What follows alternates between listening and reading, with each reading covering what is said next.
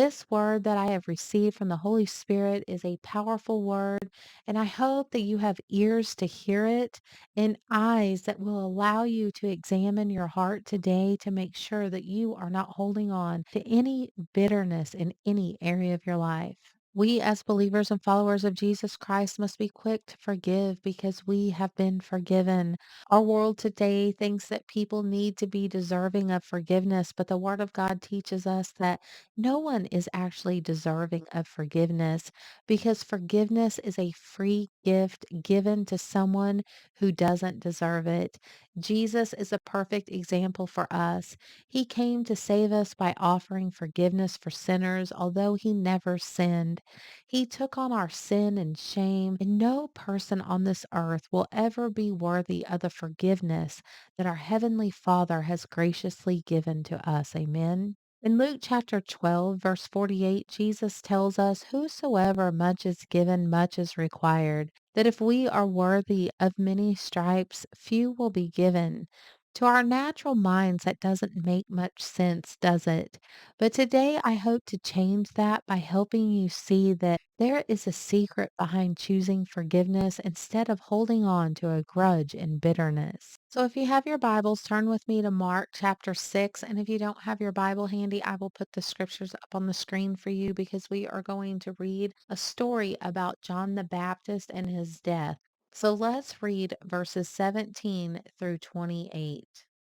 For Herod himself had sent forth and laid hold upon John, and bound him in prison for Herodias' sake, his brother Philip's wife, for he had married her. For John had said unto Herod, It is not lawful for thee to have thy brother's wife. Therefore Herodias had a quarrel against him, and would have killed him, but she could not. For Herod feared John, knowing that he was a just man, and holy, and observed him, and when he heard him, he did many things, and heard him gladly. And when a convenient day was come that Herod on his birthday made a supper to his lords, high captains, and chief estates of Galilee, and when the daughter of the said Herodias came in, and danced and pleased Herod and them that sat with him, the king said unto the damsel, Ask of me whatsoever thou wilt, and I will give it thee. And he sware unto her, Whatsoever thou shalt ask of me, I will give it thee, unto the half of my kingdom. And she went forth and said unto her mother, What shall I ask? And she said, The head of John the Baptist. And she came in straightway with haste unto the king, and asked, saying, I will that thou give me by and by in a charger the head of John the Baptist. And the king was exceeding sorry, yet for his oath's sake, and for their sakes which sat with him, he would not reject her. And immediately the king sent an executioner and commanded his head to be brought. And he went and beheaded him in the prison, and brought his head in a charger and gave it to the damsel, and the damsel gave it to her mother. Can you imagine being so filled with hatred you would use your child and have them ask for something as repulsive as the head of a person? It doesn't matter what century you live in, it had to be traumatic for her daughter to see the head of a man on a platter. I bet she had nightmares about seeing it, and it happened all because her mother was filled with hatred and bitterness. We need to understand the dangers of bitterness because when we become bitter, we cannot see it because we get blinded by hatred and the desire for revenge. My husband always says, hurting people hurt people, and this is so true. When we become bitter, it will push people in our lives away from us because no one likes to hang around a bitter person. And if we do hang around with one, we need to be careful because bitterness is contagious. Have you ever been around someone that has been wronged or badly hurt by someone? I'm sure most of us have, but these bitter people will tell you everything bad about a person that hurt them to the point that it can make you not like someone or start thinking negatively about that person because of the things that they are saying. So we need to be careful. Because many times what causes deep wounds in people starts with words. We must understand that we are created in the image and likeness of God. And the Bible tells us that God's words are a sword in the spirit that can pierce through bone and marrow. If words can be used as a sword that can cut through bone, then we should be careful what we let come out of our mouths, don't you think? Now, back to the story of John the Baptist. He was speaking truth in the message the Holy Spirit gave him to speak, but we can see that his words of truth pierced this woman and she wanted blood. Many people are like this and they want revenge, but when they do something wrong, they want mercy, although they are not willing to give mercy to anyone else.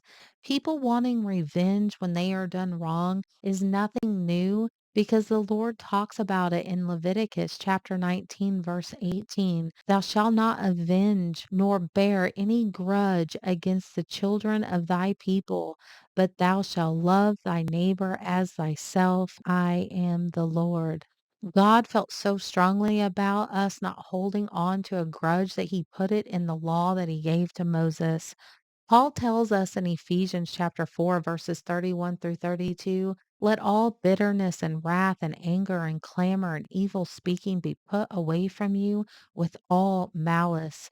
And be ye kind to one another, tenderhearted, forgiving one another, even as God for Christ's sake hath forgiven you. Paul also writes in Hebrews chapter 12, verse 15 about the root of bitterness springing up. He writes, looking diligently lest any man fail of the grace of God, lest any root of bitterness springing up trouble you, and thereby many be defiled. And last but not least, James, the half brother of Jesus, tells us in the book of James to not hold grudges against one another, or we will be condemned, that the judge stands at the door, and that judge is God, who graciously chooses to forgive us and expects us to do the same. And I want to add here that I am working on creating about 8 or so Bible studies that go completely through the entire book of James. So be looking for that to come out in the near future because it is a powerful book full of great wisdom. And I feel like the Holy Spirit wanted me to create some Bible studies on that entire book. But back to forgiveness, I think it is important to say that if someone is mistreating you or abusing you, then scripture doesn't tell us that we have to keep going around the person, but we should forgive them.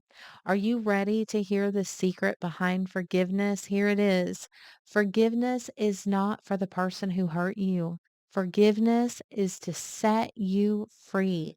Just like what we read in Hebrews a minute ago, if we have bitterness in us, it troubles us and will lead us to be defiled because of the lust for revenge and wanting physical harm to come to someone. So today I want to ask you to take a few minutes and search your heart and see if you are holding on to any unforgiveness or a grudge against anyone, allowing bitterness to be in your heart towards someone. I know sometimes it can be a small offense and sometimes it is a big offense, but nonetheless, we need to forgive the big things and the small things. I have had to forgive some people for some things that some would consider to be unforgivable things. Like a friend of mine, well, I thought she was a friend from church who slept with my ex-husband while we were still married. I also chose to forgive my ex-sister-in-law who also slept with my ex-husband while we were married.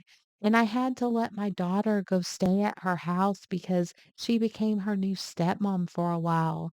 And because I chose to forgive, I was able to have compassion on her when she called me completely devastated because my ex-husband cheated on her too.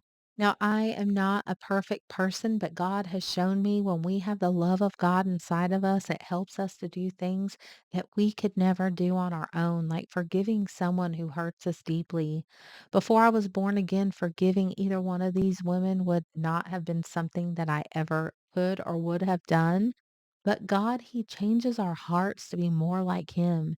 And the more time that we spend with Him, the more He changes us to be in His likeness. You cannot be in the presence of God and it not change you. Amen. So if you're like Casey, I have unforgiveness in my heart and it has created a root of bitterness in me. Let me pray with you. Dear Heavenly Father, thank you for your Son and for giving us when we did not deserve it. I ask that you help everyone that is praying with me today to choose forgiveness and let go of bitterness, choosing your ways because your ways are so much higher than our ways. God, today we choose to forgive, and as we do, we ask that you will heal our hearts as we learn to be more like you. We ask all of this in the mighty name of Jesus Christ. Amen. I hope this word has blessed you today, and if it has, please like this video and share it with someone who might need to hear these encouraging words today. Until next time, take care and stay in the Word.